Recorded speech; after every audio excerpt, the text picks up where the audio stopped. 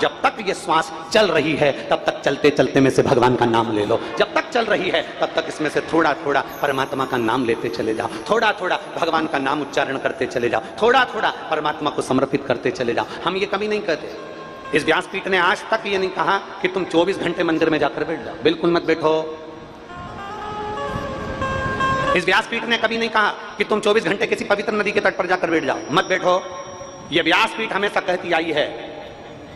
तुलसी बाबा का चरित्र कहता है, आधी में पुनी आप तो बहुत ज्यादा नहीं, थोड़ा सा भी अगर मेरे बाबा को दोगे ना, थोड़ा सा समय भी अगर मेरे परमात्मा को दोगे ना, तो मेरा भोलेनाथ तो काल अधिपति है, महाकाल राजा है, वो तुम्हारे काल को टालकर तुम्हारे पास आकर खड़ा हो जाएगा। वो काल अधिपति है। अकाल मृत्यु वो मरे जो काम करे चंडाल का, और काल उसका क्या बिगाड़े जो भक्त हो महाकाल का। बोल बम का नारा है। आवाज कम आ रही है, जरा जम के बोलोगे तो कल्याण तुम्हारा है। बोल बम का नारा है, सारी समस्या का हल। कोई लेट बनता है, कोई जल्दी बनता है, शिव को जल चढ़ाने वाला एक दिन सेठ जरूर बनता है। शंकर को अगर जल चढ़ा रहे हो, उसकी स्तुति कर रहे हो, उसका गुणगान कर रहे हो, उसका स्मरण कर रहे हो, तो वो तुम्हारे लिए हर पल हर घड़ी हर क्षण खड़ा। और अंत समय, बस वो अंत समय, हमें जेवर नहीं चाहिए, अंत समय हमें दौलत नहीं चाहिए, अंत समय हमें कुछ भी नहीं चाहिए, अंत समय ना हमें गुलाब जामुन ना समोसा, ना तुम्हें कुछ सामान चाहिए। अंत समय तो केवल इतना चाहिए, बाबा कृपा करना, अंत समय तेरी कृपा बरसा देना। थोड़ी श्वास मिल जाए तो उसमें मैं भगवान आपका गुणगान कर लूँ, थोड़ा भजन कर लूँ, थोड़ा स्मरण कर लूँ, थोड़ा कीर्तन कर लूँ, थोड़ा मंत्र जाप कर लूँ, थोड़ा नाम जाप कर लूँ, थोड़े मंत्र में डूब लूँ। इससे ज्यादा कुछ नहीं चाहिए, कुछ भी नहीं।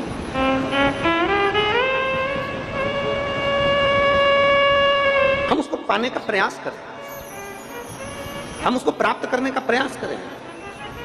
और देखो, शिव महापुराण कर रही है, भगवान शंकर की कथा कर रही है, शिव महापुराण वर्णन कर रही है। देवराज नाम का ब्राह्मण, जिसको यह भी नहीं मालूम कि मंदिर में कैसे जाना चाहिए, देवराज नाम का ब्राह्मण जिसको यह भी नहीं मालूम कि मंदिर में कैसे पहुंचना चाहिए।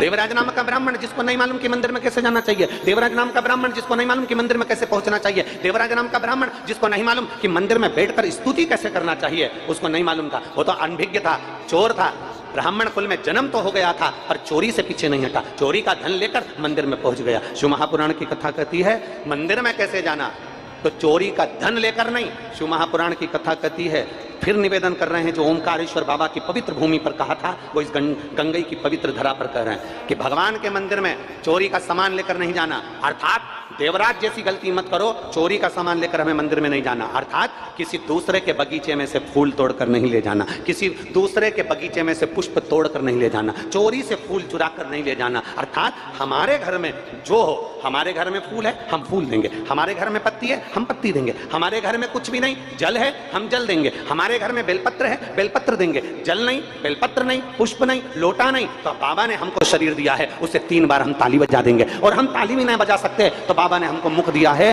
बोल बम का नारा है, हम बाबा को इतना दे सकते हैं।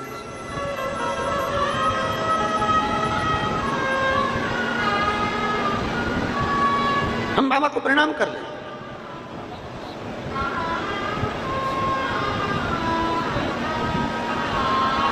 हम बाबा को नमन कर लें।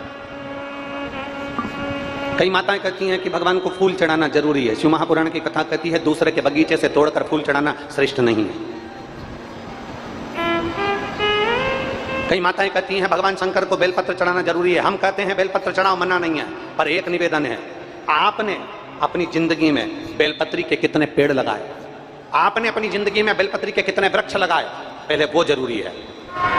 कोई दुनिया के लोग हमसे कहें कि शंकर पर चढ़े हुए जल से पीने से क्या होता है, कोई कहे तुमसे कि बेलपत्र खाने से क्या होता है, हम कहते हैं कभी मौका लग जाए और तेरी जिंदगी में अगर तुझे दुख आए तो इतना अंदाजा लगा कर रखना, एक बार शंकर के मंदिर में दिल से, आकर्षण से नहीं, दिखावे से नहीं, दिल से 1 लोटा जल लेकर मेरे शंकर के पास जाना, दिल से चढ़ाकर पीना और 1 बेलपत्री खाने का प्रयास करना, फिर बताएंगे कि बाबा क्या करता है, शिव क्या नहीं देता है, फिर विचार करें।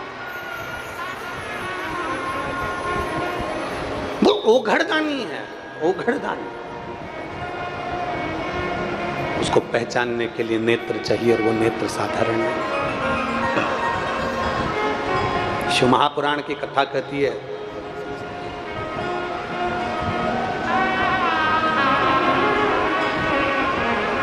आज अपने बच्चों को संस्कार की जरूरत है। 3 माताएं कुएं पर पानी भर रही थी। एक कुएं पे से पानी 3 माताएं भर रही थी, और तीनों के बच्चे स्कूल से आ रहे थे। पहले नंबर की माँ का बेटा निकल कर गया, माँ मम, हाथ हिलाया, बाय। माँ चिल्ला कर बोली, मेरा बेटा है, अंग्रेजी स्कूल में पढ़ता है। दूसरा लड़का निकल कर गया, दूसरी माँ का, उसने कहा मम्मी हाय बाय, और निकल कर चले गया। दूसरी माँ ने कहा, ये मेरा बेटा है, सीबीएसई कोर्स से पढ़ता है, सीबीएसई से पढ़ता है। तीसरा लड़का आया अपनी मम्मी के पास में, अपनी माँ के पास में, माँ ला ये पानी की बाल्टी, मैं घर ले चलता हूँ। माँ के हाथ में से पानी की बाल्टी ली, बच्चे ने पीछे बैग टंगा था, दोनों हाथ में बाल्टी लेकर बच्चा चल दिया। तीसरे नंबर की माँ ने कहा, ये मेरा बेटा है, सरकारी स्कूल में पढ़ता है। एक बेटा अंग्रेजी स्कूल में पढ़ रहा है, दूसरा बेटा सीबीएसई में पढ़ रहा है, तीसरा बेटा सरकारी स्कूल में पढ़ रहा है। हमारा निवेदन है, तुम अंग्रेजी में पढ़ाओ चाहे सीबीएसई में पढ़ाओ, तुम्हारे बेटे को कितने भी अप टू डेट स्कूल में पढ़ाओ, पर स्कूल वो ढूंढना जिस स्कूल में तुम्हारे बेटे को माता पिता का आदर करना सिखाते हो। स्कूल वो ढूंढना जिस स्कूल में तुम्हारे माता पिता का संस्कार झलकता हो। स्कूल वो ढूंढना जिस स्कूल में संस्कार झलकता हो, सम्मान करना, आदर करना, सहयोग करना, एक दूसरे को उन्नति की ओर आगे बढ़ाने का सहयोग देने की भावना रहती हो, उस स्कूल को ढूंढना। ये नहीं कि मम्मी हाय पापा बाय और ये जिंदगी यूं ही निकल जाए। मम्मी हाय पापा बाय और जिंदगी यूं निकल जाए, ऐसी जिंदगी का स्कूल नहीं चाहिए। स्कूल वो चाहिए, स्कूल वो होना चाहिए जिस स्कूल में तुम्हें समर्पण की भावना हो, जिस स्कूल में तुम्हें दूसरे के दुख में खड़े रहने का एक तत्व सिखाया जाए, जिस स्कूल में तुम डॉक्टर भी बन जाओ ना तो किसी के दर्द को देखकर दुखी हो जाओ और किसी के सुख को देखकर सुखी हो जाओ, वो स्कूल चाहिए। तुम इंजीनियर भी बन जाओ, तुम कमिश्नर भी बन जाओ, तुम बड़े से बड़े ओहदे पर बैठ जाओ, बड़े से बड़े पद पर बैठ जाओ, वो स्कूल चाहिए कि तुम्हारे भीतर का संस्कार कम ना हो, वो स्कूल चाहिए तुम्हारे भीतर की संस्कारिता कम ना हो जाए, वो स्कूल होना चाहिए। आज क्या मिल रहा है बच्चों को? आज बच्चों को क्या मिल रहा है? छोटे से बच्चे को भी अगर माँ खाना खिला रही है, भोजन करा रही है, तो पहले हाथ में मोबाइल देना पड़ता है। बोलो तो नहीं मेरी गंडई की जीजियों, सही है कि गलत है? छोटे से बच्चे को अगर खाना खिलाना है, छोटे से बच्चे को भोजन कराना है, तो पहले माँ हाथ में मोबाइल पकड़ा देती है या फिर एक गाना लगा देती है, घोड़ा था घमंडी पहुंचा सब्जी मंडी बंद पड़ी उसको लग गई ठंडी।